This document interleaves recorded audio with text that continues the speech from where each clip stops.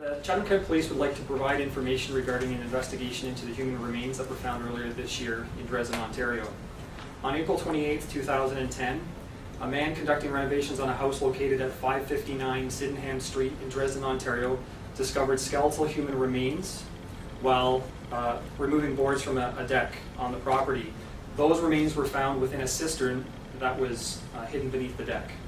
In the days that followed, our forensic identification unit, as well as a forensic anthropologist, removed the remains and transported them to London, Ontario, where in late May a post-mortem examination was conducted. As a result of this examination, the anthropologist determined that the remains belonged to a male. Major Crime Unit conducted an extensive investigation, speaking with current and former residents of the Dresden area, including former residents of the house itself. Information gathered during the canvass pointed investigators in the direction that the remains may belong to a former Canadian military soldier who was reported missing 35 years ago. Investigators enlisted the assistance of various government agencies to assist with dealing with military matters and exploring this lead. With the assistance of these agencies and the forensic experts, a positive identification has been made that the remains belong to Clinton John Brown, born September 7th, 1914. Mr. Brown was reported missing in 1975 to local police. The Chatham Kent Police wishes to thank past and present citizens of the Dresden area who assisted in providing background information. We would also like to thank the forensic experts and agencies that assisted with this investigation. We are still actively seeking information into the circumstances of how Mr. Brown came to be in the cistern. So this time I'd like to invite Detective Jim Lentz, who's the lead investigator, to answer any questions that you may have.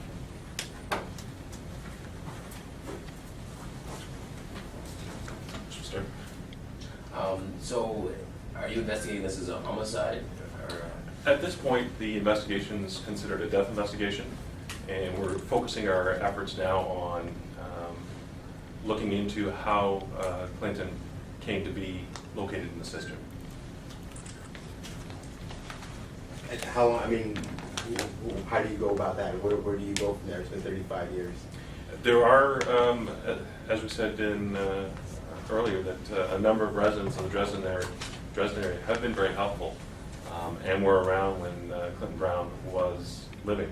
So we are looking for any people that remember back in the 1970s or may have lived in the area that can provide us some information. Do you have any reason to believe there might be foul play involved, or are you just looking at all options? At this point, we're just looking at all options. Now that we've identified the remains as Clinton Brown, we want to look at the circumstances and how he came to be in the well. Were you able to retrace his whereabouts or his last steps, maybe on like the last day that he was seen or anything like that? Have you gone through those? We've gone through some of those steps. Unfortunately, with the passage of time, that becomes more difficult, and that's why we're again appealing to the assistance for to the public for any assistance that they could assist us in determining his last steps. What's the chances here of actually coming to some conclusion? Are you confident you can, or is this a long shot? Hopefully, we can come to a conclusion as to possibly how he came into the well. That's our ultimate goal, and we'll work towards that as efficiently and effectively as we can. Aside from just speaking to people, are there forensic tools you can use to assist you with that investigation? Yes, and we've enlisted a number of forensic specialists in the identification process, as well as the examination of the scene. And those investigations are ongoing as well. The examination of the remains, did they determine or help you determine exactly what the cause of death was? At this point, we're not prepared to speak on any terms of regards to the cause of death, just because it is an active investigation, and we're considering a death investigation at this point. What exactly did you have to work with in terms of the remains? Was it just bones, or was there anything else there aside from bones and teeth? It was primarily skeletal remains, and most of the main remains were located within the cistern. What about clothing or personal? I'd rather not get into specific details for obvious investigative reasons at this point as to exactly what was located in the well. How were the forensic experts able to actually determine his identity? Dental records? It was through the assistance of a forensic dentist that compared dental records we obtained through military service of Clinton, as well as the remains themselves. And the dentist compared both and came to the conclusion that the remains are Clinton Brown. Is it fair to say this is one of the more unusual investigations you've had to deal with? Yes, definitely. It's obviously with the passage of 35 years and the skeletal remains, it's an unusual type of case. And trying to prove identity after this period of time does become somewhat difficult sometimes. 35 years ago, there was no Chatham-Kent Police or Chatham-Kent for that matter. How difficult was it trying to gather records of this investigation? Actually, the reports we gathered, the initial missing person report we had within hours of the remains being located. So a lot of these reports are archived and it takes a little bit of digging, but we have been very successful in obtaining a lot of the reports. Why do you think investigators back then were unable to figure out where he was or what happened to him? Or where? The best information I have on that is in regards to the people we've spoken to and the canvass we've conducted. These wells were not well known to even members of the Dresden area. So people were unaware that they were even there back in the 70s.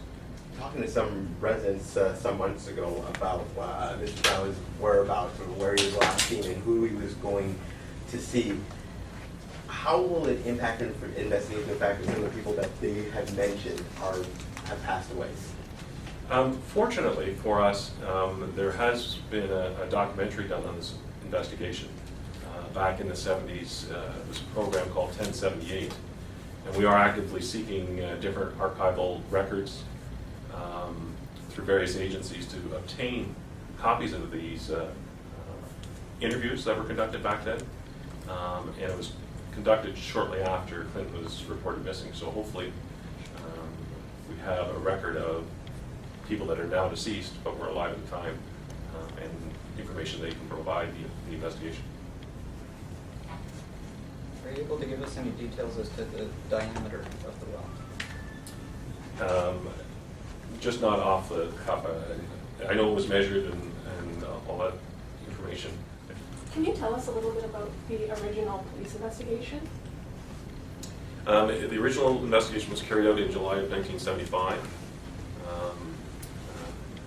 And I've spoken to the investigators that carried out that investigation, as well as it was re-investigated in 1977. And we have spoken to investigators who conducted that investigation. And it included speaking to witnesses, canvassing the area, searching the area with, both on the land, on the water in the Sydenham River, and by air as well at that point. So it was extensive investigation conducted back in the 70s, but they were just unfortunately unable to locate Mr. Brown at that point.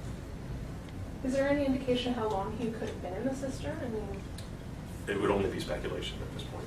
So is that something your forensics experts are looking at? we're looking at any information in regards to the remains that will assist the investigation. Definitely. So just to be clear, this is the third police investigation into this? That I'm aware of, yes. And I noted you said that most of the remains were found in the cistern. Yes. Does that mean there were remains found outside of the cistern as well? There was no. How old was Clint Brown? He was born in 1914. So I believe he was 61 when he went missing. Did he have any mental health issues or anything like that that you guys know of? We are aware of background issues through various inquiries to governmental agencies. However, at the respect of the family, they've asked us not to speak about those kind of that information.